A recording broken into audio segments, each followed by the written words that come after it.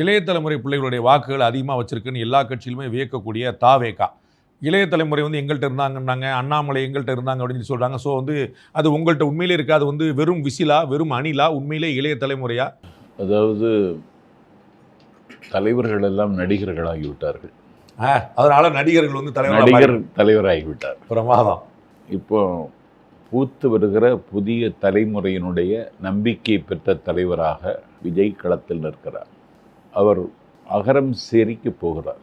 பூந்தமல்லி தாண்டி வாலாஜா வாசலுக்கு வருகிற பொழுது அங்கே 5000 இளைஞர்கள் நிற்கிறார்கள். வாலாஜா தாண்டி, ராணிப்பேட்டை தாண்டி, ஆற்காடு தாண்டி, புதுவசூர் தாண்டி, வேலூர் தாண்டி, காட்பாடி தாண்டி, பள்ளிக்கொண்டா தாண்டி அகரம் சேரி போகிற வரைக்கும் அந்த இளைஞர்கள் ஒவ்வொரு ஊரிலும் வரவேற்பு கொடுத்து, வழிமறித்து வரவேற்பு கொடுத்து 1,00,000 இளைஞர்களோடு தான் அவர்கள் போகிறார்கள். எங்களுக்காகவே ஒரு சட்டம் போட்டது தமிழ்நாடு அரசு.